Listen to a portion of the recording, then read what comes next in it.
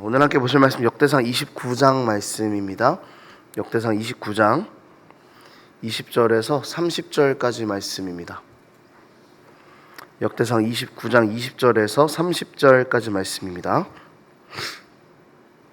한 절씩 교독하도록 하겠습니다. 다윗이 온 회중에게 이르되 너희는 너희 하나님 여호와를 송축하라 하매 회중이 그의 조상들의 하나님 여호와를 송축하고 머리를 숙여 여호와와 왕에게 절하고 이튿날 여호와께 제사를 드리고 또 여호와께 번제를 드리니 수송아지가 1000마리요 순양이 1000마리요 어린 양이 1000마리요 또 그 전제라 온 이스라엘을 위하여 제물을 드리고 이날에 무리가 크게 기뻐하여 여호와 앞에서 먹으며 마셨더라. 무리가 다윗의 아들 솔로몬을 다시 왕으로 삼아 기름을 부어 여호와께 돌려 주권자가 되게 하고 사독에게도 기름을 부어 제사장이 되게 하니라. 솔로몬이 여호와께서 주신 왕 위에 앉아 아버지 다윗을 이어 왕이 되어 형통하니 온 이스라엘이 그의 명령에 순종하여 모든 방백과 용사와 다윗 왕의 여러 아들들이 솔로몬 왕에게 복종하니 솔로몬의 모든 이스라엘의 목전에서 심히 크게 하시고 또 왕의 위엄을 그에게 주사 그전 이스라엘 모든 왕보다 뛰어나게 하시고 이새의 아들 다윗이 온 이스라엘의 왕이 되어 이스라엘을 다스린 기간은 40년이라. 헤브론에서 7년간 다스렸고 예루살렘에서 33년을 다스렸다.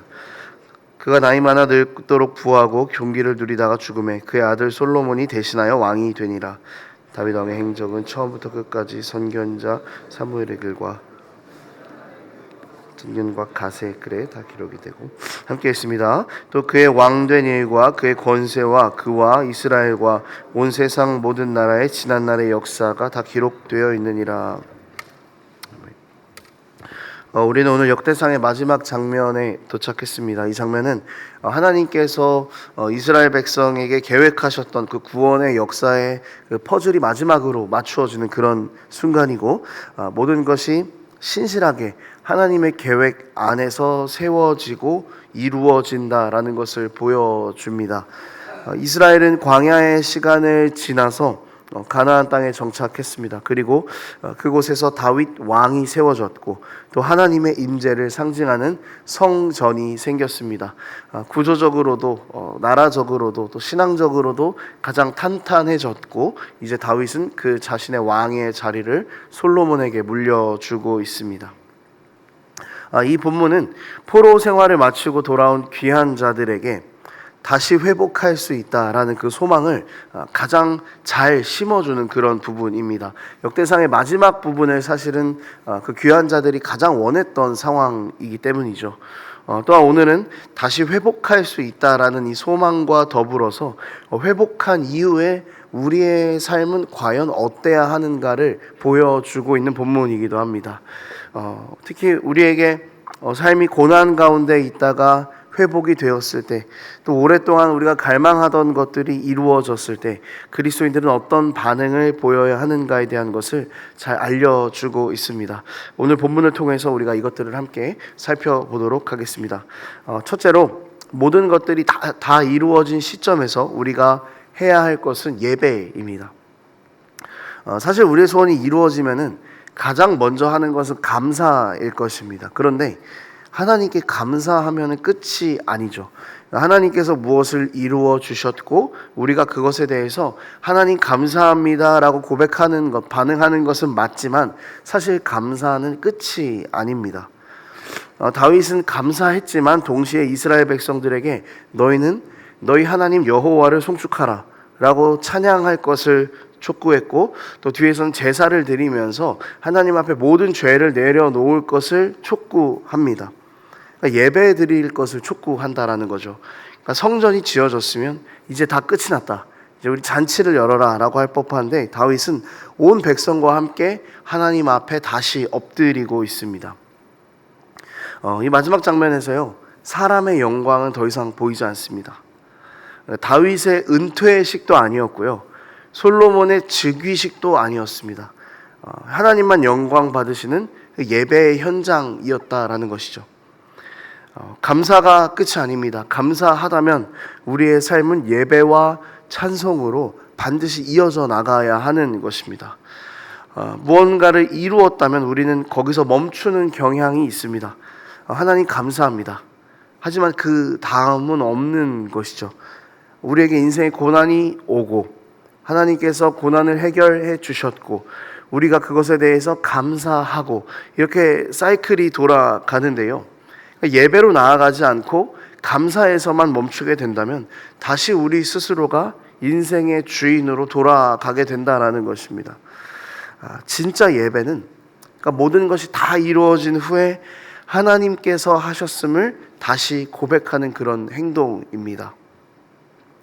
하나님께서 우리의 기도에 응답하셨다면 그것으로 은혜로 우리가 회복이 되었다면 여러분 그 자리가 우리 삶의 예배의 시작점이 되는 순간이 되기를 원합니다.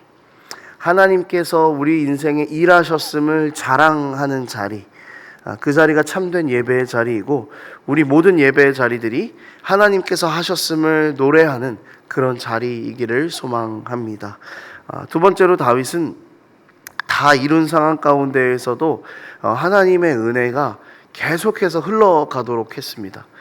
다윗은 자기의 왕국을 기꺼이 솔로몬에게 넘겨줍니다.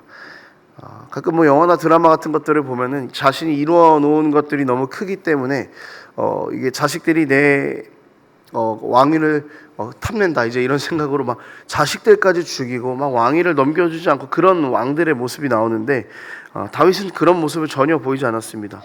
아득바득 그 정권을 붙잡은 것이 아니라 순차적으로 솔로몬에게 이스라엘 왕국을 넘겨주었습니다.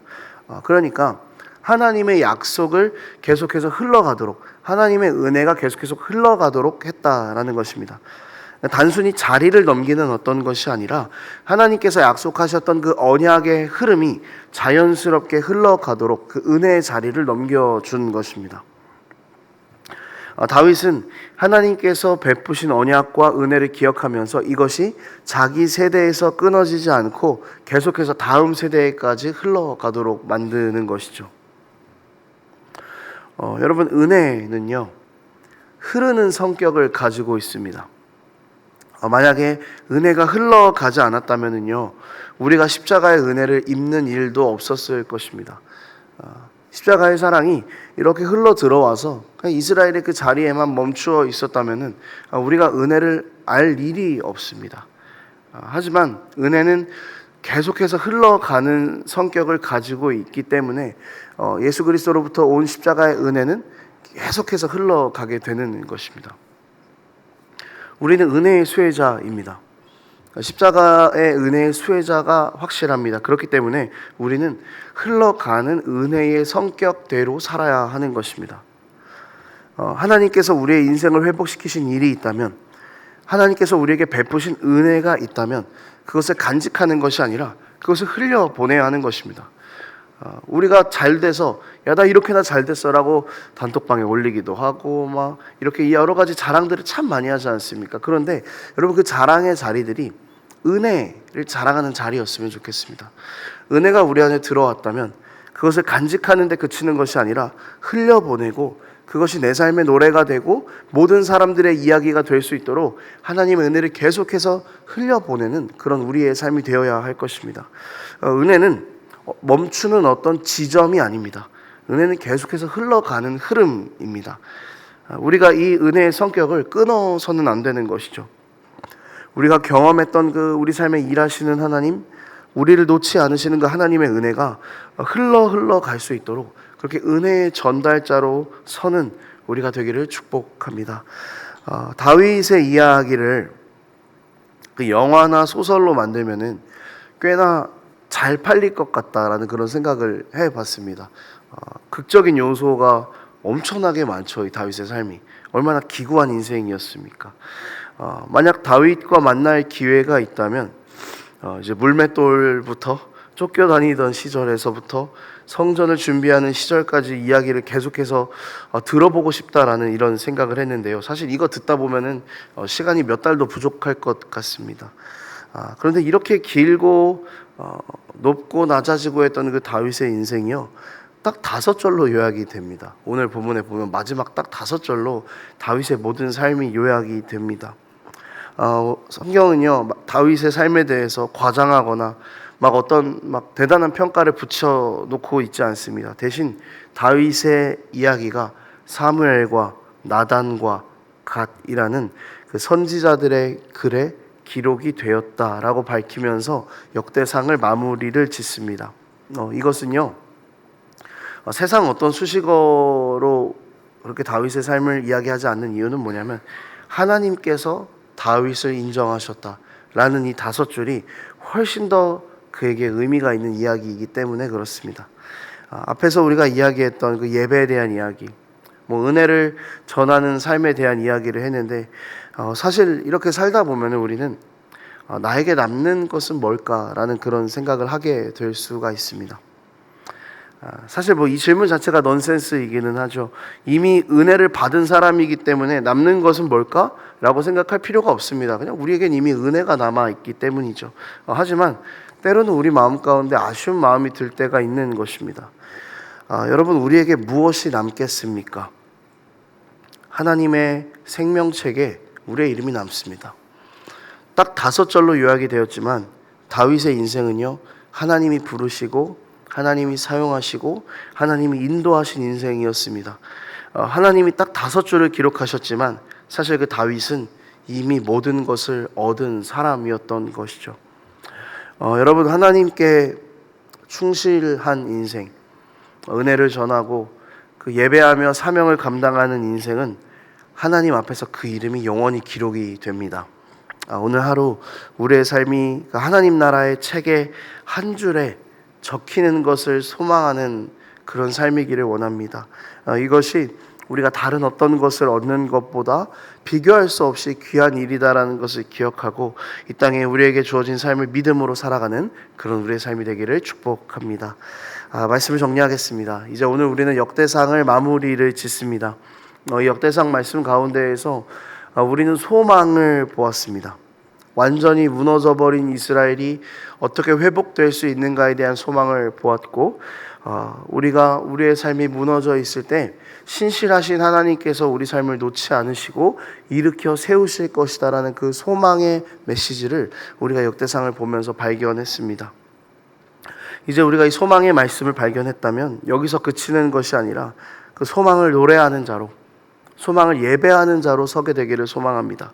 감사에 머무르지 않고 예배로 나아가고 내 안에 머물지 않고 은혜를 흘려보내고 하나님이 기록하시는 인생으로 마무리되는 그런 우리의 삶이 되기를 소망합니다.